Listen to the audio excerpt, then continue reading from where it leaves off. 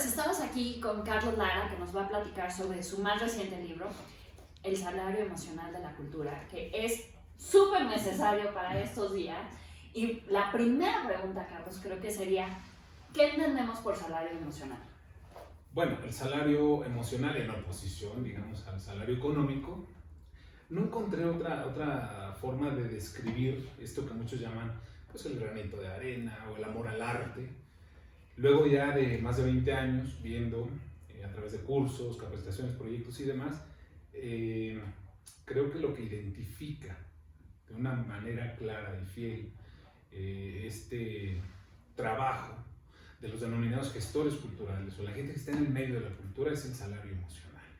Se trabaja por un salario emocional, por tener pues el nombre bien puesto en un proyecto, ¿no? En un proyecto colectivo, sentirse parte de. Y también digo, lo digo, es una crítica a una profesión, esta, la de gestor cultural, una profesión en ciernes, pues de lo que he visto, ¿no? Y he visto eso, que lo que más hace que la gente trabaje en este sector, tan amplio, por cierto, pues es ese salario emocional. Somos seres emocionales más que racionales, esto ya nos lo ha dicho la neurociencia, la neuroeducación más específicamente, y a partir de ahí es que retomé pues esta idea del salario emocional, que viene efectivamente, como dices tú, muy a cuento con todo esto que está ocurriendo.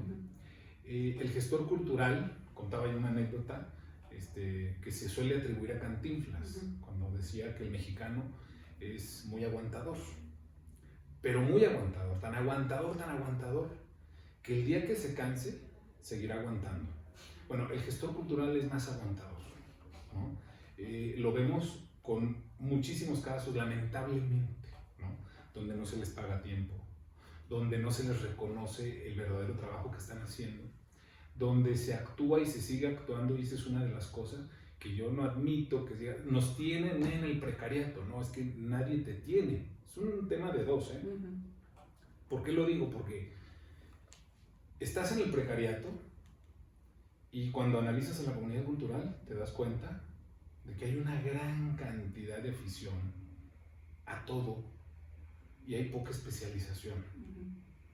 Si a esto agregas el lenguaje que lo arrastramos, el lenguaje sindical, esa herencia sindical de hablar de gremio, de hablar de que somos trabajadores de la cultura, incluso de pliegos petitorios, dices, caray, aquí hace falta rediseñar esto que entendemos por gestor cultural o gestión cultural para comenzar a salir del precariato, precisamente. Pero justamente creo que lo interesante del precariato es que no es una condición que se vea implicada justamente hoy en día por la cuestión de la austeridad, sino si pensamos que esto ya lleva 20 años, pues también nos tocaron tiempos donde no había esta austeridad y sin embargo el sector cultural siempre es como de los sectores más afectados en el momento de decir cuestiones que tienen que ver o con presupuestos o con formas de contratación, que es ahorita una de las cuestiones que estamos viendo, que es lo de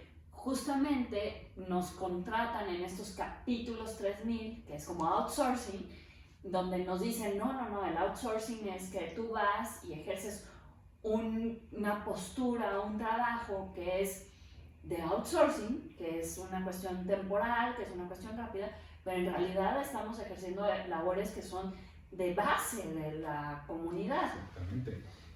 Y fíjate que qué bueno que lo comentas, no es el tema de la austeridad, que creo que todos compartimos que debe haber una cierta austeridad, que hubo una serie de años, sexenios, donde hubo pues un gran derroche en muchos rubros y demás.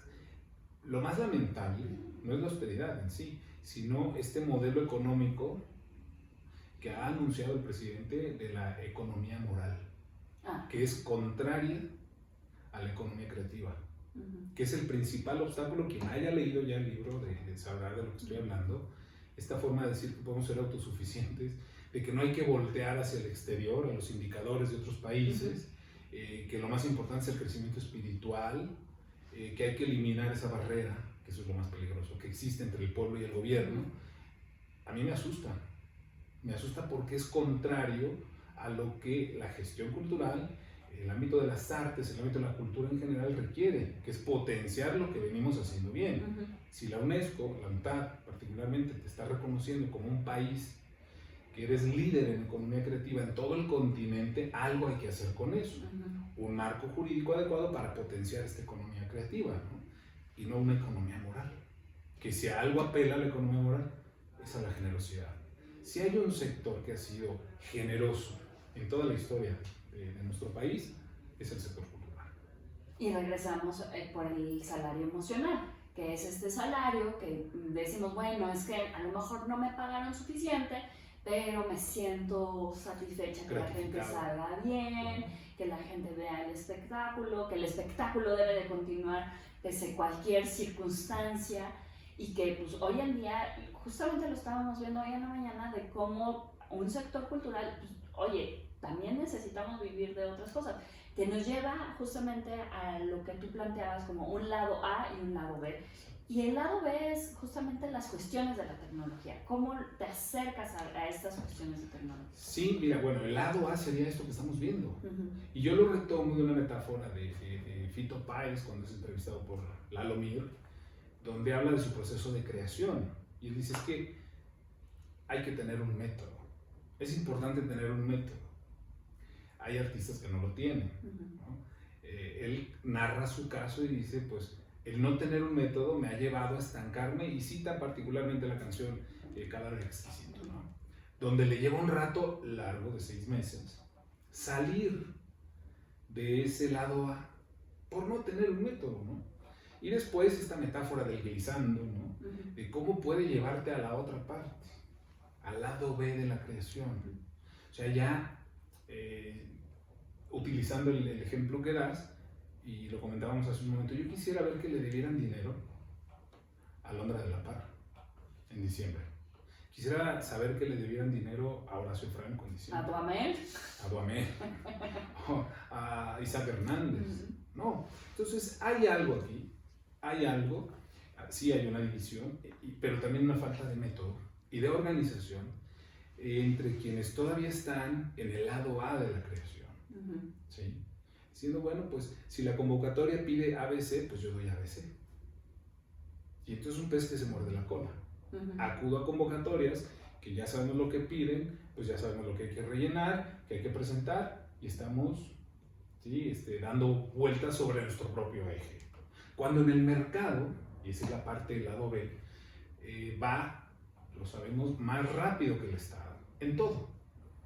Y entonces vienen nuevas condiciones que están transformando las formas de cómo se va a trabajar ya. El TEMEC, habría que revisarlo muy cuidadosamente, cosa que no hicieron los legisladores, por cierto, para ver cómo va a impactar aquí en el arte y la cultura, ¿no? Entonces es necesario para salir, mejor dicho, del lado A y pasar al lado B, que es el lado de la creación, y entender los retos del siglo XXI, entre otros el 5G, por ejemplo, ¿no? La uberización del ámbito cultural, de cómo la gente está pasando de la posesión al acceso y a la suscripción. Entonces, eso no se suele ver en el lado A, que yo planteo, eso lo ve en el lado B un agente cultural, no un gestor cultural. Creo que en eso me gustaría cerrar con la pregunta de ¿cuál sería la diferencia entre un gestor cultural y un agente cultural? Pues mira, para mí particularmente creo que el gestor cultural es quien está en este lado B en el lado A de la creación. Tanto la profesión como el profesionista, ¿no? A 20 años del desarrollo, digamos, organizado de esto que llamamos gestión cultural y gestor cultural, sí ha habido una gran cantidad de diplomaturas, licenciaturas, existe ya un doctorado incluso en Guadalajara, ¿no? Pero han abierto tanto el panorama que lo que se echa en falta es la profesionalización, ¿sí? El agente cultural, yo como lo concibo, es un agente formado en competencias no laborales, sino en competencias profesionales y mediáticas. Y que sabe trabajar, eso es muy importante, por tramos de competencia. Que no se mete a aquel terreno que no domina y que sabe hacer, por supuesto, pues un equipo para promover un proyecto, ¿no? Cosa que no vemos en este lado. En el gestor cultural, narro la anécdota del martillero, ¿no? Pues alguien pone en Facebook, necesito un martillero, el primer comentario, los tres primeros, pero el primero sobre todo, dice, bueno, yo no soy martillero, pero puedo ayudarte. Una vez dice, bueno, si no eres martillero, no eres martillero, ¿no? Entonces, en el lado B es donde yo concibo, como una de las primeras, y con eso cierra el libro, 4 propuestas muy básicas, ¿no? Que son como las 4 patas de una mesa, pero no una mesa de abajo firmantes, no una mesa para mesas redonderos de la cultura no, o sea, 4 patas de una mesa para comenzar a plantear todos estos problemas y estos retos que vienen con el 5G. Menciono el 5G como otras tantas cosas, ¿no? Pero con una mentalidad de agente cultural, formado en competencias y que es capaz de trabajar por tramos de responsabilidad. Pues muchísimas gracias, Carlos, por esta pequeña entrevista. Y bueno, les recomiendo el Salario de la Cultura. Lo pueden adquirir en Amazon. Abajo les pongo el link. Y bueno, hasta luego. Y gracias también a los amigos de Tabwalk.